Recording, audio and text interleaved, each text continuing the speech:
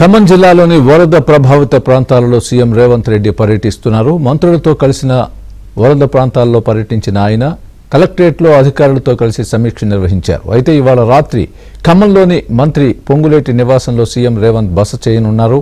మంత్రి పొంగులేటి నివాసం వద్ద కట్టుదిట్టమైన భద్రతా ఏర్పాట్లు చేశారు పోలీసులు. మరోవైపు కీలకమైన వ్యక్తుల్ని మాత్రమే పొంగులేటి నివాసంలోకి అనుమతిస్తున్నారు.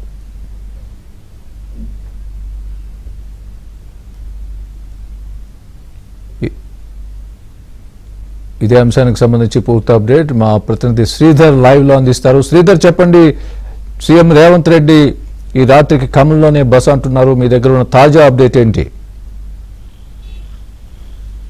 స్వామి, ముఖ్యమంత్రి రేవంత్ రెడ్డి ఖమ్మంలో పొంగులేటి శ్రీనివాసరెడ్డి, రెవెన్యూ శాఖ మంత్రి పొంగులేటి శ్రీనివాసరెడ్డి ఇంట్లో బస చేస్తున్నారు. ఈ రాత్రికి అక్కడే ఉన్నారు. ప్రస్తుతం మనం పొంగులేటి శ్రీనివాసరెడ్డి ఇంటి ముందే ఉన్నాం. ఇదే ఇంట్లో రేవంత్ రెడ్డి బస చేశారు. సమీక్ష సమావేశం నిర్వహించిన తర్వాత రేవంత్ రెడ్డి నేరుగా శ్రీనివాసరెడ్డి ఇంటికి చేరుకున్నారు. శ్రీనివాసరెడ్డి ఇంట్లోకి ఈరోజు వ్యక్తులకు మాత్రమే అనుమతి ఇచ్చారు. రేవంత్ రెడ్డి పొంగులేటి శ్రీనివాసరెడ్డి ఇంట్లోనే బస చేసి ఈ రాత్రికి ఇక్కడే ఉండబోతున్నారు. అయితే రేవంత్ రెడ్డి సమీక్ష సమావేశాన్ని నిర్వహించారు. వరద ముంపుకు సంబంధించి ఆయన తీవ్ర ఆవేదన వ్యక్తం చేశారు, ఆందోళన వ్యక్తం చేశారు. తెలంగాణ రాష్ట్రంలో గత 3 రోజులుగా కురుస్తున్న భారీ వర్షాలకు 5,438 కోట్ల రూపాయల నష్టం జరిగినట్టుగా ప్రాథమిక అంచనాలు వచ్చినాయి.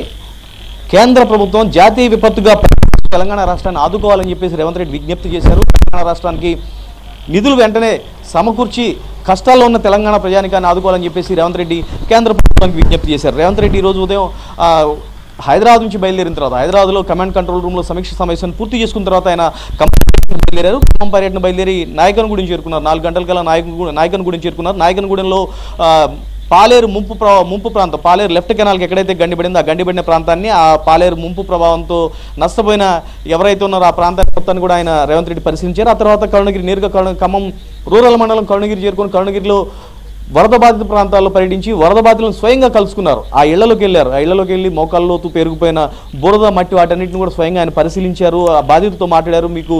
మీరు ఏమంతన్నా అండగా ఉంటాడు, మీరు ఎవరు కూడా ఆధారపడాల్సిన అవసరం లేదు, ఈ కాంగ్రెస్ ప్రభుత్వం, మీ ప్రభుత్వం మీకు అండగా ఉంటాను. తక్షణ సాయం 10,000 రూపాయలు అనేది తక్షణ సాయం.